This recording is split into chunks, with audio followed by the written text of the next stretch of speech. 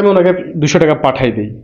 পুরো ভিডিওটা দেখবেন, আসলে আপনি না হয় আপনিও এমন ধরনের প্রতারণার শিকার হতে পারেন।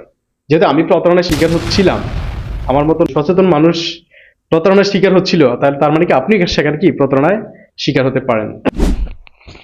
আসসালামু আলাইকুম, সবাই কেমন আছেন? আসলে গুরুত্বপূর্ণ একটি বিষয় নিয়ে আলোচনা করতে আসছি। এটা হচ্ছে যে যে বর্তমানে যে অনলাইনে প্রতারণার চক্র কত রকম আছে, আপনি অর্থাৎ তারা প্রতারণাগুলো এমন ভাবে করে যে আপনার নির্ধারিত যে প্রসেসটাকে তারা ব্যবহার করে তারা প্রতারণা করে। দেখেন কি ঘটনা, আমার সাথে একটা ঘটনা ঘটে গেল।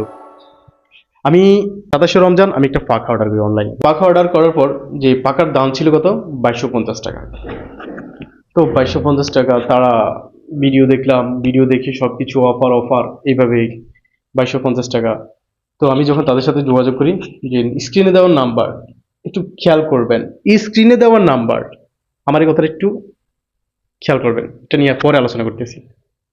তো পরবর্তীতে আমি ওই নাম্বারে যোগাযোগ করি, জি ভাই এইভাবে এইভাবে আমি প্যান্টটা অর্ডার করতে চাচ্ছি। তখন যে ওনারা বলছে ঠিক আছে, আপনি এক কাজ করেন, তো আমাকে অর্ডারটা কনফার্ম করার জন্য আপনি 350 টাকা আমাদেরকে অ্যাডভান্স করতে হবে।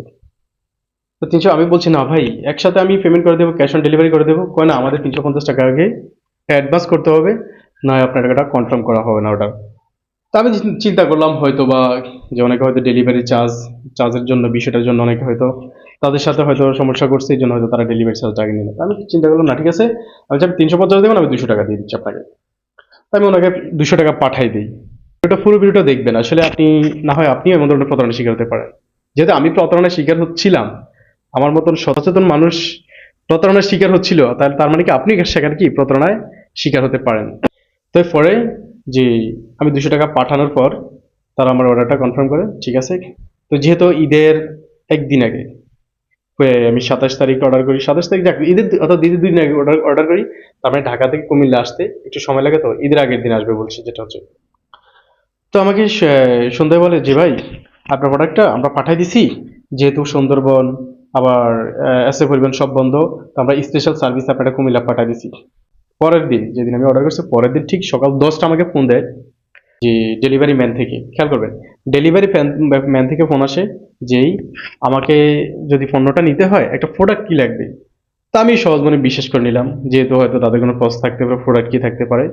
আমিও সেম আবার যে হোয়াটসঅ্যাপ নাম্বারে তাদের সাথে কনফার্ম করেছিলাম, ওই হোয়াটসঅ্যাপ নাম্বারে, এবং উনি একটা নাম্বারও দিয়েছে, ওই নাম্বারে যোগাযোগ করেছিলাম। নাম্বারে যোগাযোগ করার পর ওনার কাছে যখন প্রোডাক্ট কি চাই, দেখেন খেয়াল করেন, যেই পেজ থেকে আমি অর্ডার করেছিলাম তাদের কাছে আমি প্রোডাক্ট কি চাচ্ছিলাম, আমার কাছে প্রোডাক্ট কি চাইছে কি, ডেলিভারি ম্যান, হয়তো তাদের কোনো ইন্টারনাল কোনো প্রসেসিং থাকতে পারে, সেটা আমি সহজ মনে বিশ্বাস করে নিলাম। তো পরে যে আমি প্রোডাক্টের জন্য যখন ফোন দিলাম, ওই পেজ থেকে যেই অ্যাডমিন হোক আর যেই হোক, যারা বিজনেসটা করে তাদের সাথে যোগাযোগ করলাম। যোগাযোগ করার পরে তারা বলতেছে, এক কাজ করেন, আপনি তো 200 টাকা দিচ্ছেন, বাকি আপনার আরো 2050 টাকা যেটা আছে সেটা আপনি বিকাশ করে দেন, তাহলে আপনাকে আমরা প্রোডাক্ট কি দেবো। খেয়াল করেন, মোস্ট ইম্পর্টেন্ট, যে আপনাকে যে বাকি যে টাকাটা সেটা বিকাশ করে দেন। তা আমি বললাম কেন ভাই, আপনার সাথে আমি কথা বলছি যে আপনি পণ্য নিয়ে আসবেন, তারপরে আমি ক্যাশ অন ডেলিভারি করব। না, উনি বলছে আমি আপনাকে বলছি যে বাকি টাকা অনলাইনে দিতে হবে। এভাবে একটা পর্যায়ে ওনার সাথে আমার তর্ক বিতর্ক অনেক কিছু হয়ে গেছে। আমি বলছি না ভাই, আপনাকে আমি এবার টাকা দেবো না। আমার প্রোডাক্ট যেখানে থাকুক, আপনাকে তো আমি অলরেডি 200 টাকা অ্যাডভান্স করেছি, যেটা আপনার ডেলিভারি চার্জ বা ওই দিক সেদিক যদি কোনো কিছু হয়। সো আমার ফোন হাতে না ফেলে আমি টাকা দেবো না। তো পরবর্তী দেখো ভাই, আপনি রমজান মাস আমাদেরকে অবিশ্বাস করেন এভাবে এভাবে। তো দেখেন রমজান বিষয়টা মানে এমন ভাবে গেছে, রমজান নিয়ে কথা বলছে। তারপরে তো বলছে, আমি আমি আমি বারবার যে নাসর বান্দা, আমি বলছি না ভাই, আপনাকে আমি টাকা দিতে পারবো না। আপনাকে আপনাকে আমি আমার প্রোডাক্ট নিয়ে আসুক, আমি প্রোডাক্ট হাতে পাবো, হাতে পাওয়ার পর তারপর আমি তাকে আপনার ডেলিভারি ম্যানের কাছে টাকা দিয়ে দেবো। আর আপনি তখন যদি বলেন বিকাশ, আমি তখন বিকাশে তখন দিয়ে দেবো, কোনো সমস্যা নেই। পরবর্তী উনি বারবার একটা পর্যায়ে উনি আমাকে একটু স্ল্যাশ ওয়ার্ড ইউজ করছে আমার সাথে, বুঝছেন। দেখেন, প্রতারক যখন আপনার সাথে পারবে না তখন কিন্তু সে দিবে। একজন ভালো দোকানদার যে কখনো এটা করবে না, বুঝছেন। স্ল্যাশ ওয়ার্ড মানে খারাপ একটা ওয়ার্ড ইউজ করছে। তো পরে আমি আমি একটু জানি মারলাম তাকে উল্টা, জানি মারার পর তো পরবর্তীতে একটা পর্যায়ে যে সে বলছে ঠিক আছে ভাই, আপনি যদি টাকা না দেন আপনার প্রোডাক্টটা যাবে না, আপনার প্রোডাক্টটা পৌঁছবে না। এখানে দেখেন খেয়াল করেন, যে প্রতারণার বিষয়টা, আমি যদি তাকে বিকাশে নাম্বারে যদি আমি অনলাইন টাকাটা দিতাম, 100% টাকাটা কট খাইতো ভাই। এই প্রোডাক্ট আমাকে জীবনও দিত না। ওরা হচ্ছে প্রতারক।